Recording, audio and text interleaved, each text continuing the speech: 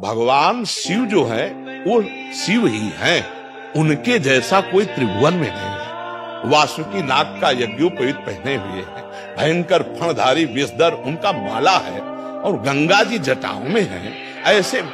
ऐसा परिवार देखा है? देखो, शिव जी का वाहन नंदी और भगवती का वाहन बबर शेर। 1 मिनट में नंदी को खा जाए, लेकिन दोनों चैन से रहते हैं, रहते। अच्छा, अब और आगे बढ़ो, कार्तिकेय जी का वाहन मयूर है ना। भगवान शंकर के गले में सांप, मोर सांप का बहुत बड़ा आहार करता है। सांप का आहार। गणेश जी का वाहन चूहा है ना। कहीं झगड़ा देखा?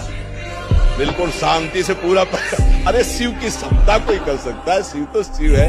व्यसन करने में शिव को मतलब है कि भगवान शंकर नशा करे। अरे यार, वो तो परमात्मा है यार, वो तो महादेव, देवाधिदेव महादेव है। नहीं, ऐसा नहीं। शिव जी ने तो हलाल जहर पिया। भले एक बूंद पी के दिखाओ। ये सब कोई जानता है कि नहीं? समुद्र मंथन में जो पहला हलाहल विष निकला भगवान शिव ने पिया। आप करो, शिव जी कोबरा को गले में डाले तो एक बार कटवा दिखाओ। शिव जी ने गंगा जी धारण किया, 1 बाल्टी पानी धारण करो। शिव जी ने गंगा जी धारण किया 1 बार। शिव जी कभी भांग नहीं खाते। मंत्रों के द्वारा विजया शब्द से उनका अभिषेक किया जाता है। अभिषेक किया जाता है। शिव जी के ऊपर जहर का फल चढ़ता है, धतूरा का। शिव जी के ऊपर अकौड़ा का फूल चढ़ता है, चढ़ता है ना। खा लो, जहर है, हलाहल जहर खा के तो दिखाओ। धतूरा का माला चढ़ता है। विश्वनाथ जी का वो पहले बैच में आए थे, वो लाते कभी कभी पूरा धतूर का माला। या एग्जाम्पल तो किसी का भी आप दे सकते हो। आप कभी देखा है? लोग कहते हैं भगवान शंकर चिलम, ऐसा कहीं लिखा है?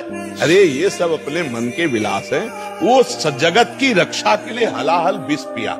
समझ रहे ना? तो जो हम सोने के समय रट रहे थे, वही जगने के समय चेतना जागृत होते ही निकल पड़ा।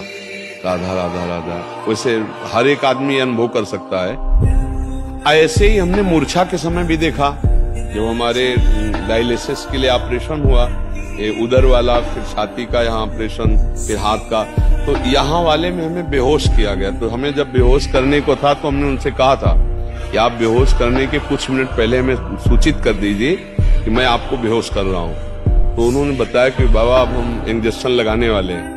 तो हम, जो हमारा चिंतन था, मानो मृत्यु का समय, हम ऐसे गाढ़ चिंतन किया। तो जो हम पद शुरू किए थे, तो जब हमारी मूर्छा भंग हुई तो अगली लाइन वही चल रही थी। शयन के समय, मूर्छा के समय, तो वही आप मूर्छा जैसा समझ लीजिए इसको। तो जिस समय आप राधा राधा चेतना में बोलकर आपकी चेतना शक्ति, स्मृति शक्ति लुप्त हुई, फिर जब जागृत हुई तो फिर राधा राधा आप बोल रहे हैं कि मुझे ग्लानि होती, तो वो पूरा समय आपका भजन ही माना जाएगा।